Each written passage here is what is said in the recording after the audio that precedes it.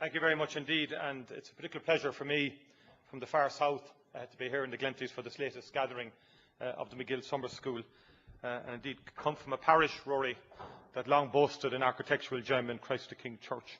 I think the first mass concrete church which necessitated a stonemason strike in the city of Cork because they saw it as the end of their particular trade. So it's good to move from one Catholic location to another, and to pay tribute to Joe Mulholland and Michael Gallagher and all involved for the outstanding success story that is the Micheál Summer School. 28 years now, I believe, under its belt. It's become a very memorable fixture on the Irish summer calendar. More than a year has elapsed since the last referendum on the Lisbon Treaty. What a different world we now live in.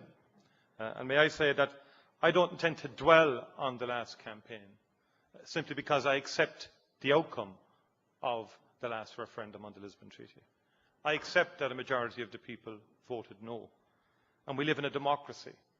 And the democratic thing to do in a situation like that is to seek to understand the underlying reasons why people voted yes and why the people voted no, to understand the concerns and see can we get those concerns addressed and dealt with in terms of negotiations with our colleagues in the European Union. And if we were successful then in securing guarantees, binding legal guarantees in terms of those issues, to move forward with our colleagues in terms of the reform that they desire to make the European Union more effective on the world stage in terms of the key issues that face the world. And I think it's, in terms of the theme of tonight's address, it is an important one. And to me, the European Union is not a legal entity alone. It's a community of people. It's a community of different layers of people in terms of workers, public servants, politicians, right across the board. As we heard from Angela earlier, people throughout different fora in society engage across the European Union.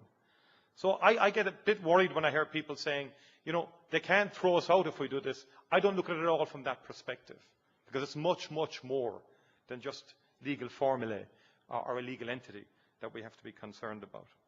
I think it is clear that events in the world over the last 12 months, if anything, in my view, have strengthened the need for the European Union to be a much more effective organisation on the world stage than maybe it has been up to now, in terms of providing the global leadership issues and issues such as climate change and so forth. And in terms of our own domestic situation, I genuinely put forward the argument tonight that ratification of the Lisbon Treaty is an important first step in terms of Irish economic recovery. I say that genuinely, as a former Minister for Enterprise, and I'll deal with that a bit later in terms of my experience of what indigenous Irish companies need, what their lifeblood is, and indeed of the multinationals who are located here. And now that we have our legal guarantees in place, and again we responded to the people. It's the people, I said the Irish people in many ways, have led to a situation where we did achieve legal guarantees in terms of the ethical questions, in terms of taxation.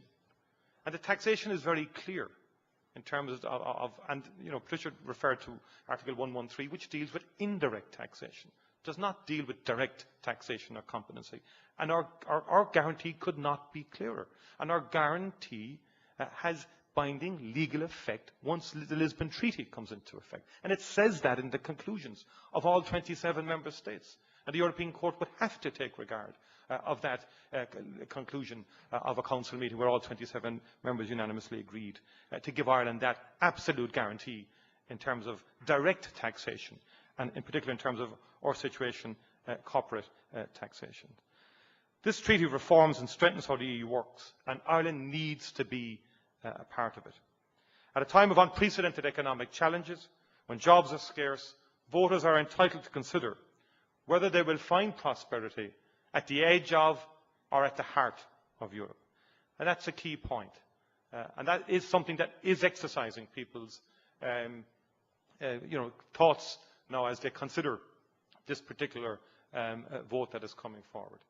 And I do genuinely believe, not because anything dramatic will happen the day afterwards, but I do believe that there is that choice facing Ireland now. Do we want to be at the heart, in the engine room, creating and shaping policy, or do we want to move ourselves a bit to the margins as a less than enthusiastic player at the EU?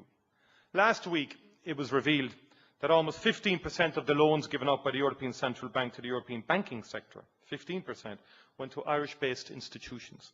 That's a massive show of support to our banking system. The liquidity made available by the ECB has been indispensable to us as we strive to cope with the credit crunch and sustain jobs across the country. The ECB is now ensuring that our interest rates are at an all-time low. It's a powerful illustration of the extent to which the European Union is crucial to our collective economic well-being and how we're all part of a bigger story. And I do think we need to keep this big picture in mind as we weigh up the merits of the Lisbon Treaty ahead of our referendum on the 2nd of October. And I think those who say that we can reject Lisbon and leave our standing within the Union and our international reputation unaffected, I think are seriously mistaken. And I think it's a bit disingenuous to just put it that way in terms of, nothing will happen, life will go on as if nothing has happened. And that's not in any way to suggest that, there's a threat around it. It's just, I think we have to deal with reality in terms of how people react, not in terms of laws or in terms of, because we can't be thrown out of Europe, that's true, but that's not the issue. Economics, sentiment, markets are inextricably bound up together. And ask anybody in business or anybody who's out there trying to win market share, and they'll tell you that. And I think we have to take that on board. And of course, the referendum will take place against a background of unprecedented economic challenges. And many voters out there who have lost their jobs or have had their salaries cut will be very angry and will feel angry by that experience, and that's perfectly understandable. And the context will be challenging in that respect. But in my view, our membership of the European Union and membership of the Eurozone in particular has helped us to cope with the present very severe economic downturn, the worst in 70 years. And it's interesting to compare how the world globally is dealing with this particular global crisis as opposed to the 29 early 30s period. But that's for another day or another occasion. But I think it's important, and it's my view, and I would ask people that we would continue to argue and debate this on the facts, and that's why we've provided significant information in terms of the treaty itself and in terms of the European Union. So www.lisbontreaty.ie is where people can gain access to information, and we have an obligation to provide that information. I said earlier that ratification is key to Ireland's future advancement. And I think, Rory mentioned the consequence of a no vote. I prefer to maybe look at the consequence of a yes vote, because I think a yes vote would send a powerful signal to the outside world in terms of where Ireland wants to be over the next decade.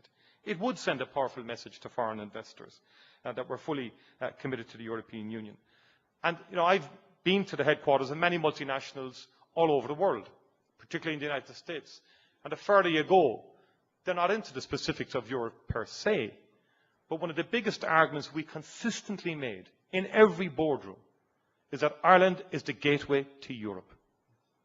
That's the bottom line we kept on saying. If you want access to the European market, yes, come to a low corporate tax regime, but that's in the Eurozone, the only English-speaking state in the Eurozone, and you have access to the European market from there. Powerful argument.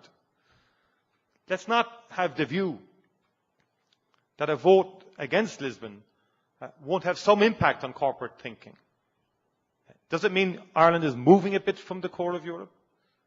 Does it mean Ireland is going to leave Europe? Because some people, the further away they are, have a more simplistic interpretation of decisions like this. Whether we like it or not, whether it's the truth or not, it is the reality. And I think we have to be conscious of that. But in any event, leaving that aside, the reality is that the fact that we were in the Eurozone, we could argue cogently that it's a good bet to locate in Ireland for a number of reasons. But that one was always up there in the 5 key points that we would press home in any particular company that we were engaging with, either to add investment or to bring additional investment or fresh investment into Ireland. And our membership of the European Union, I listened to Patricia earlier, and I do think it's about mindset as well. What's one's general attitude to the European Union? I was born in 1960. I was 13 years of age when we joined the European Union. I have some vague recollection of the pre-EU Ireland. I have a far better one of the post-EU Ireland. I think, by and large, the European Union has been a very good experience for the Irish people. And that's generally the view of most people out there. in terms, but it's factually correct as well. Our GDP per capita in 73, we were 58% of the European average. And at that time, 54% of all our exports went to the British market, with only 21% going to the rest of Europe. By the end of 2007, Irish GDP per capita had reached 144% of the EU average. Only 18% of our exports now go to the United Kingdom, with 45%, compared with 45% which go to the rest of the EU. So Ireland's membership of the EU, its participation in the single European market, has been one of the most significant factors in ending our historic economic dependence on Britain. And the single European market has helped indigenous Irish companies to develop their export performance, and that will be the key to Irish growth and Irish recovery. It has to be an export-oriented growth, adding real wealth and value to our economy. And it also has, membership of the European Union, helped us to attract a vastly disproportionate share of foreign direct investment, particularly from US companies. Multinational companies, as I say, do view access to European markets as a key factor in their investment decisions. And with only 1% of the European Union's population, Ireland attracted 25% of all new US investment in Europe in the decade up to 2005. Our capacity to continue bringing in investment will, of course, be crucial to our future prospects. Since the establishment of the single European market in 1993, the stock of foreign investment in Ireland has increased by more than 400%. The companies involved spend approximately 16 billion per annum in Ireland, have a payroll of approximately 6.7 billion, and of course 85% of our manufactured exports are produced by companies that have come here largely as a result of Ireland's unhindered access to EU markets. All of the evidence demonstrates that our economy really took off when the European Union, on the basis of the Single European Act, started removing barriers to trade in the early 90s. Irish companies have been big winners from the single market. We have a relatively small population. Domestic demand for goods and services in no way will ever be sufficient to sustain an advanced economy. The fact is we export over 80% of what we produce in services and in manufacturing, on merchandise. The rules of the single market serve to smooth the way for our exporters as they seek contracts with customers across Europe. And Rory's point is absolutely correct. That equally applies to world markets in terms of WTO and so on. Now, it is easy, I accept, to cite statistics and so on in terms of the benefits that we've derived from access to European markets. But behind those statistics lie real stories of real companies, entrepreneurs who've created jobs in this country by virtue of the fact that they develop products and services that create solutions for the European markets and the world markets, and that they get access to those particular markets. If you take a company like Airgen Pharma in Waterford, Irish company, it produces drugs for use in cancer treatment. They hope to double their workforce over the next 2 years. They need access, and they export to the European market. Craigana, a fantastic company in Galway, now employing 460 people. When I was involved with them in enterprise 2 or 3 years ago, they had 150 to 200 people in terms of cardiology, medical devices, stents and so on. Incredible Irish-owned company. Again, they had sales worth over 50 million last year. 60% of their revenue comes from the European market. Glanbia's facility in Ballyraggart in County Kilkenny is the largest multi-purpose integrated dairy site in Europe. These companies and many more like them depend for their very existence on access to European markets. Carby and West Cork, there are many, many more companies out there who depend on that access to the European market.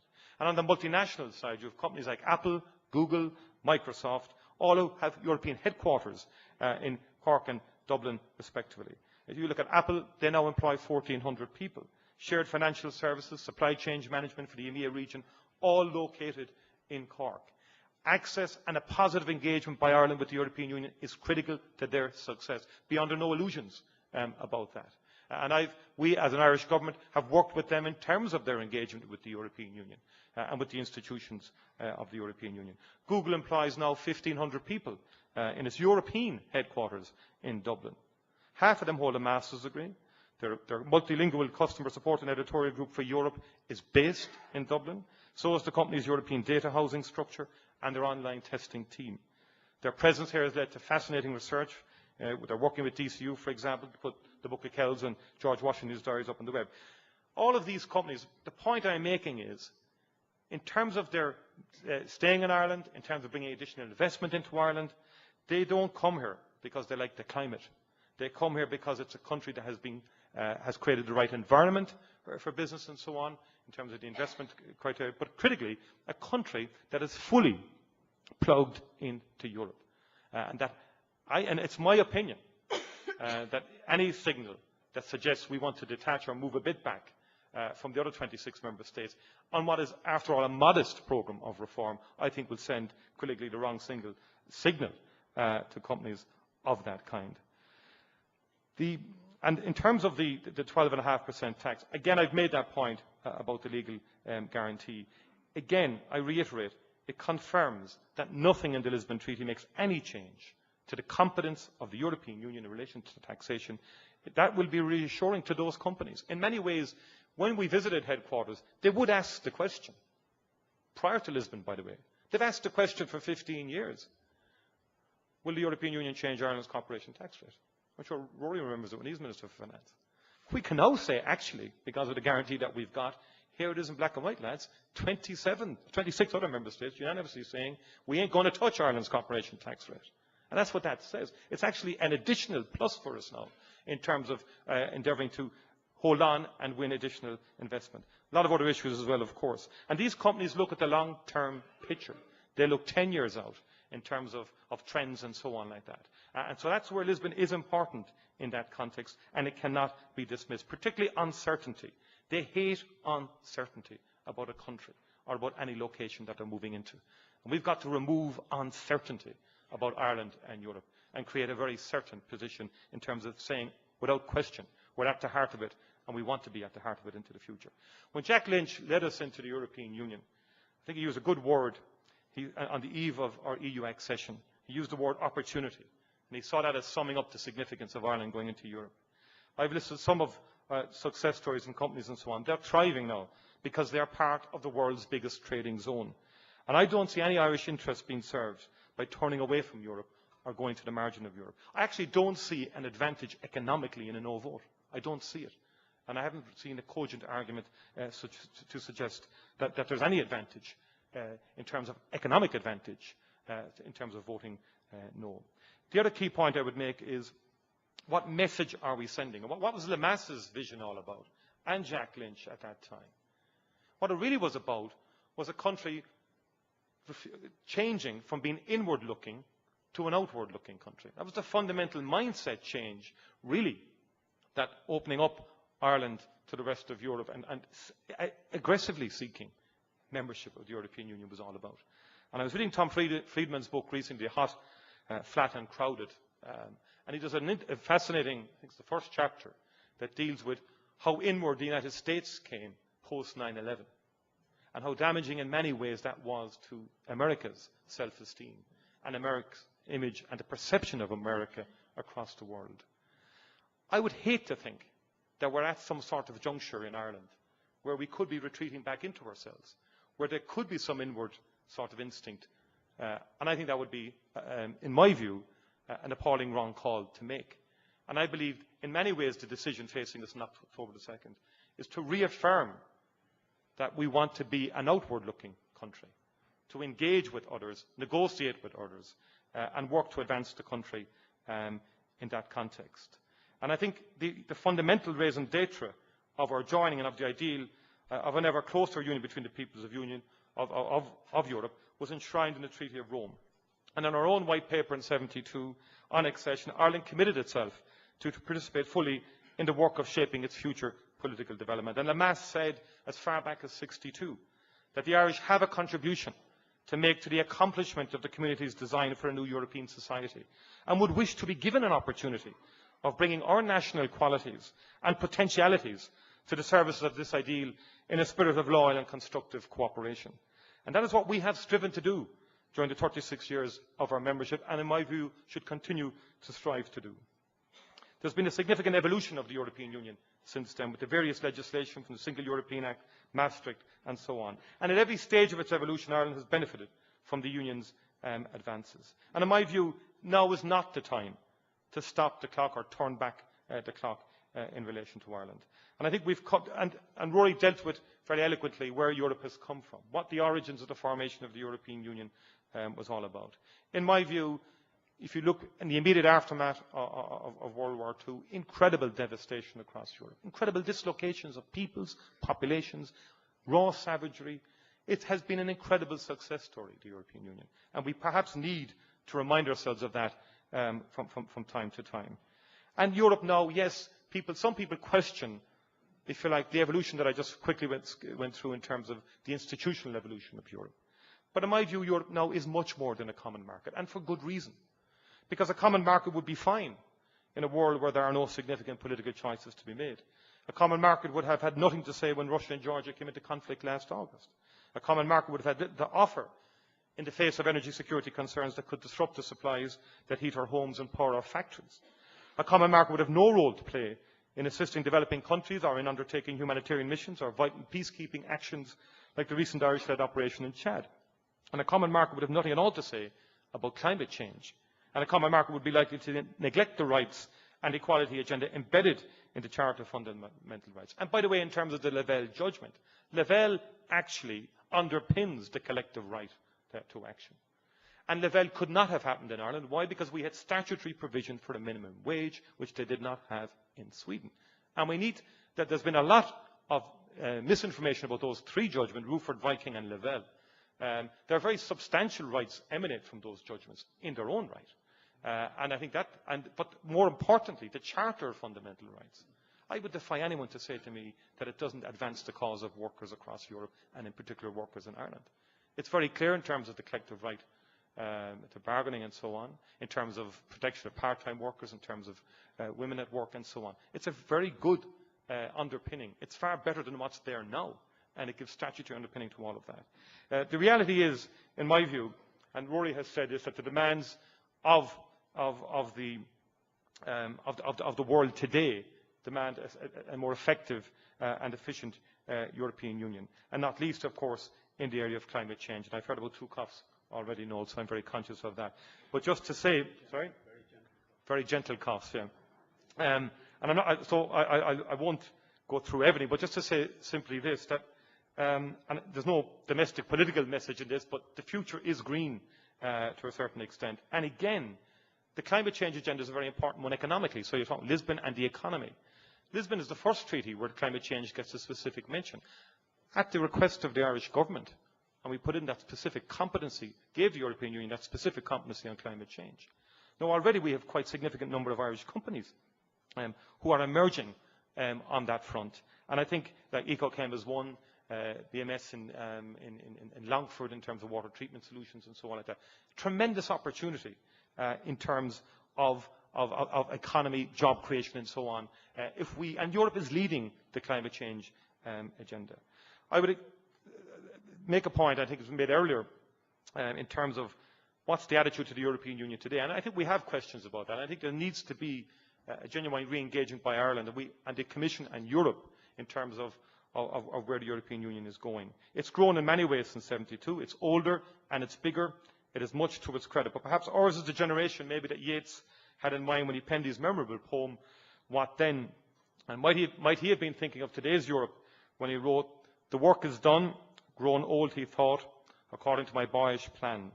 Let the fools rage, I swerved and gnawed, something to perfection brought. But louder sang that ghost, what then?" In today's Ireland, the answer to Yeats' question may well be that we need a reinvigorated Europe. And in my humble opinion, I think the continued framework for that regenerated Europe and regenerated Ireland is the European Union members agreeing to reform the European Union via the mechanisms of the Lisbon Treaty. And finally, I would say to you that we've come a long way in the European Union. And I think we have increased and diversified our trade with our European partners to our considerable advantage. I think we have realised many of the opportunities that Jack Lynch spoke about. European Union membership has enabled us to attract significant volumes of foreign direct investment, which sustains thousands of Irish jobs. And as an active member of the Union, we've helped shape the rules that govern the European single market. We have brought our values to bear on the evolution of Europe's external policies. There will be more opportunities in the years ahead, and we need to grasp these by ensuring that we remain firmly at the heart of the European Union. We seldom have the opportunity we will have on the 2nd of October. The future is for us to choose. In my view, it makes sense for us to choose a future in Europe. It's in our self-interest for Ireland to be engaged and involved in shaping and directing a European Union reformed and improved by the terms of the Lisbon Treaty. A European Union that can better protect Irish interests in a volatile world. It is in our self-interest that we send an emphatic message that will serve to eliminate the doubts that linger in the boardrooms of the multinational corporations that have underpinned our economic development. That message needs to be clear and unambiguous. Ireland intends to remain a committed member of the European Union and will do what is necessary to remain the most attractive base from which to do business in the European Union. The vote on the 2nd of October is about securing the nation's future and this nation's interests. We are on a difficult road to economic recovery. The people of this country can make a direct personal contribution to what would be a hugely important step on the road to that recovery by voting a resounding yes to the Lisbon Treaty. Thank you very much indeed.